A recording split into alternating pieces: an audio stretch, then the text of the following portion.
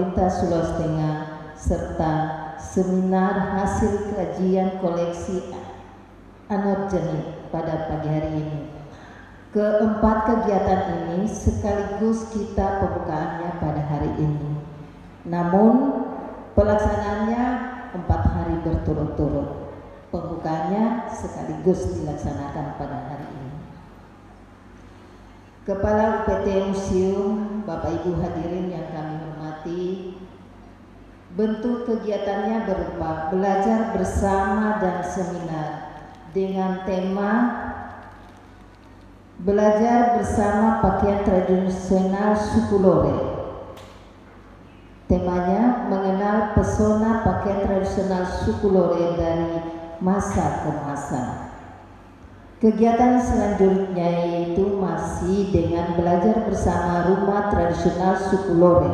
Tadinya pertama pakaiannya, sekarang rumah tradisional suku Lore dengan tema keunikan rumah tradisional suku Lore di antara gunung dan lembah di Kabupaten Poso, Sulawesi Tengah. Kegiatan ketiga yaitu hari Rabu, seminar budaya profil pemerintah Sulawesi Tengah dengan tema membangun sistem pemerintahan yang kuat melalui Kementerian Pendidikan dan Kebudayaan Republik Indonesia. Salah satu programnya adalah pelaksanaan berbagai kegiatan yang bertujuan untuk melestarikan dan memanfaatkan berbagai tinggalan sejarah budaya yang menjadi cermin peradaban manusia masa lalu. Bapak Ibu undangan yang saya hormati, potensi dan berbagai tinggalan sejarah budaya baik yang berwujud materi maupun tak berwujud atau non materi bersifat dinamis dan masih banyak yang bertahan hingga kini. Oleh karena itu perlu kiranya untuk ditindaklanjuti agar dapat tetap lestari dalam era globalisasi yang banyak mempengaruhi pendidikan berbagai sendi kehidupan. Produk budaya yang masih ada dapat diberdayakan dan dimanfaatkan dalam berbagai bentuk pelestarian, pengembangan, dan pembinaan yang dilakukan oleh Dinas Kebudayaan Provinsi Sulawesi Tengah melalui museum dan taman budaya serta bidang-bidang kebudayaan. Dengan adanya kegiatan semacam ini diharapkan pada masa mendatang berbagai tinggalan leluhur berupa tinggalan sejarah budaya dapat inventarisir dan didokumentasikan sehingga dapat menjadi media penguatan jati diri dan karakter bangsa.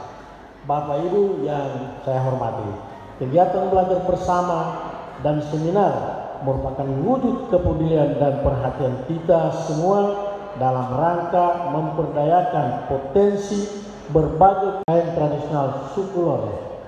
Belajar bersama rumah tradisional suku Lore, seminar profil pemerintahan daerah Sulawesi Tengah, dan seminar hasil kajian koleksi anorganik tahun 2023 saya nyatakan dibuka dengan resmi.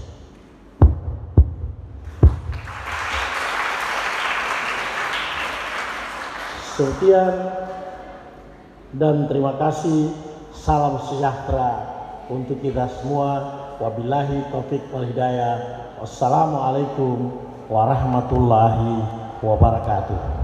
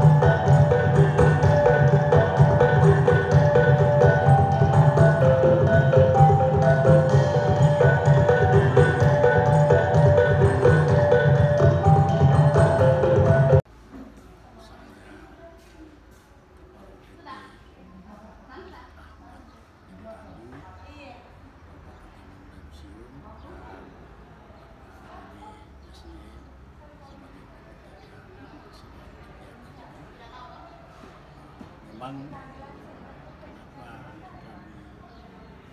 tahun ini memilih kegiatan belajar bersama yang harus dilakukan, karena memang kita mengharapkan agar budaya tradisional ini bisa dilestarikan untuk dikenalkan kembali pelajar, khususnya pelajar SMP, SMA, karena kita tentu dengan harapan agar keberadaan daripada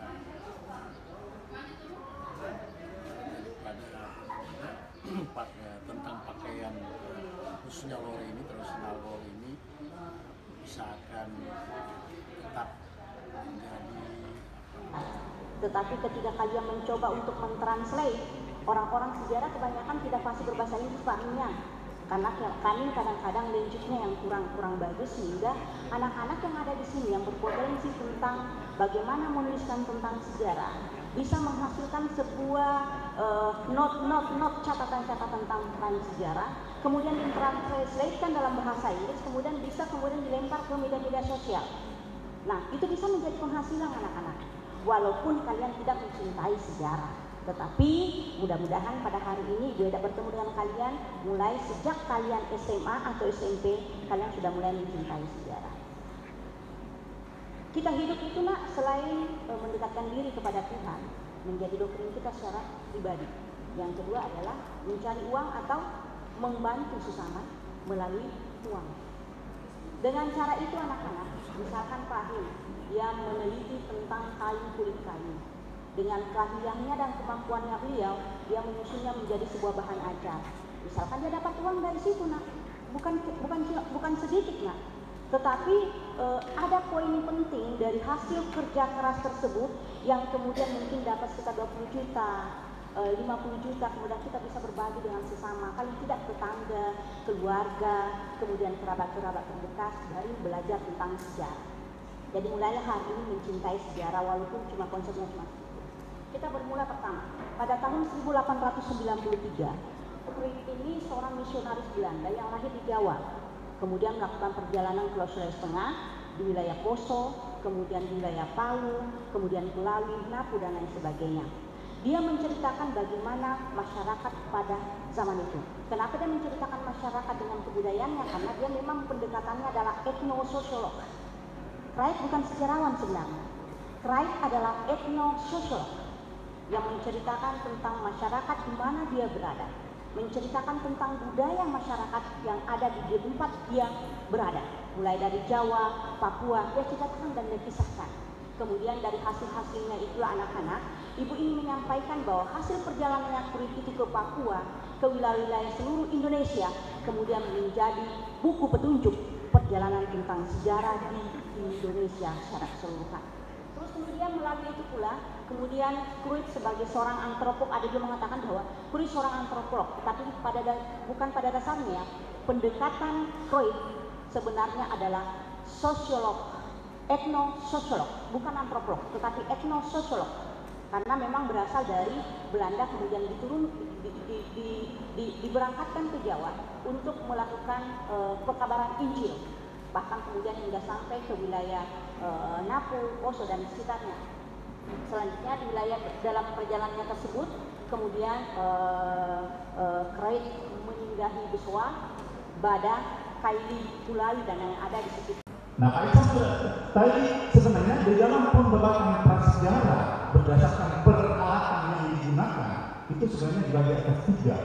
Ada masa Paleolitikum, ada masa Mesolitikum, dan ada masa Neolitikum. Di bawah turunan Neolitikum itu muncullah tradisi megalitik yang patung-patung yang ada sekarang ini. Nah, diperkirakan oleh beberapa ahli 3.800 tahun yang lalu kayu itu sudah dibuat di lembah Bada. Memang itu kan manusia pertama yang di Sulawesi Tengah itu kan ke dataran tinggi, karena penelitian beberapa penelitian ini lembah Palu saja dulu ini menjadi laut masih lautan, ya, beberapa ribu tahun atau beberapa juta tahun yang lalu. Nah itu. Nah, pada masa Paleolitikum itu menggunakan batu kasar. kemudian batu yang agak majang dari peralihan batu kasar ke batu halus. Tetapi ciri manusianya masih memadai, berpindah-pindah. Tetapi pada masa Neolitikum itu ciri manusianya sudah mulai menetap. Ya. Dan ada tradisi tentang berpakaian yang sangat kental itu digunakan pada masa Neolitikum itu adalah kulit binatang dan kulit kulit kayu. Nah itu yang sangat luar biasa tradisi itu. Dan 3.800 tahun yang lalu sudah dibuat dan sampai sekarang masih dibuat. Patung-patung megalitik yang hanya 2.500, 2.600 tahun yang lalu itu sudah tidak dibuat sampai sekarang. Nah itu sekarang masih dibuat. Nah, sebenarnya kalau kita berbicara tentang masa Neolitikum itu, manusia sudah mulai menetap, sudah ada masyarakat yang sudah mulai teratur. Makanya pada masa Neolitikum itu sering disebut terjadinya revolusi kebudayaan, karena manusia sudah mulai menetap, sudah mulai teratur, dan ciri masyarakatnya juga tidak sudah berpindah. Dulunya nomaden, kemudian dulunya itu mengumpulkan makanan. Saya Kevin Tripol Samarate, biasa dipanggil Kevin. Saya sekolah dari SMA Gamaliel Palu. Pertanyaan saya, kenapa produksi kain pakaian kulit kayu menggunakan kulit pohon beringin? Kenapa tidak menggunakan kulit pohon lain? Kira-kira bagaimana cara yang dilakukan oleh Museum Negeri Palu untuk bisa melestarikan ya budaya-budaya yang sudah terlalu kasar kalau kita katakan sudah punah, hampir punah ya. Kemudian tadi juga sudah disampaikan atau sudah dipaparkan panjang lebar oleh Pak Rim bahwa saat ini dengan kemajuan teknologi, kemajuan zaman sekarang ini baju-baju adat yang tadinya terbuat dari kulit-kulit kayu sudah dimodifikasi dengan menggunakan kain-kain yang diproduksi dari pabrik-pabrik sekarang. Ada di biologi itu kan ada nama Latinnya ya, nama Latinnya. Nah, jadi kalau masyarakat umum itu kalau mengenal beringin hanya dua kan, beringin yang ada di depan yang biasa kita lihat dan beringin putih ya. Nah sebenarnya nenek moyang kita di Sulawesi Tengah atau Sulawesi itu bukan hanya memanfaatkan dua jenis pohon beringin ya. Kalau dalam bahasa lokalnya itu nunu ya. Nah, tapi ada perbedaan juga istilah nunu untuk berbagai bahasa daerah ya. Kalau bahasa Kali itu nunu. Kalau di Kulai kalau tidak salah masih pakai nunu kalau di Kulai Pibikor ya. Nunu lero. Nah, nunu lero itu jenis yang merah ya. Jenis yang merah. Ada utamanya hanya dua, berburu dan mengumpulkan makanan. Nah, kenapa zaman Neolitik itu disebut revolusi kebudayaan pertama 0.1 itu? Karena manusia mulai membuat perkampungan, mulai bercocok tanam. Tidak langsung bikin sawah, tidak. Ya. Mengandul domestikasi hewan-hewan yang liar kemudian dipelihara, terutama anjing ya, dipakai berburu. Kemudian juga tanaman-tanaman liar seperti padi liar, Oryza sativa, itu mulai ditanam. Kemudian jadi apa? Padi ladang yang kita kenal masih ada sampai sekarang di wilayah Sangkinora. Saya pernah juga ke Pipikoro Pak. Paling favorit yang digunakan memang adalah 12 macam pohon beringin. Nah, termasuk tadi Pak Rim saya dengar menyinggung bea, Ivo, ya. Itu bukan jenis pohon beringin. Kalau bea itu atau Ivo itu, kalau di Mesir jenis seperti itu dibikin papirus. Awalnya para nabi di seluruh dunia ini menggunakan daun-daun menjadi lembaran-lembaran kitab, ya. Nah, makanya kalau kain kulit kayu itu bisa dibikin buku. Jenis bea dan Ivo itu dia masuk dalam bukan hanya untuk kain kulit kayu, bukan untuk pakaian, tapi paper, ya, kertas paper barcloth, artinya kertas dari kain kulit kayu. Nah, itu kita temukan naskah-naskah kuno di Sunda ternyata ditulis di atas kain kulit kayu. Begitu juga yang ada di Jawa Timur, wayang beber itu 4 meter, itu ternyata awalnya dilukis di atas kain kulit kayu, ya. Jadi sebenarnya bukan hanya pohon beringin, ya, dan pohon beringin itu ada 12 macam.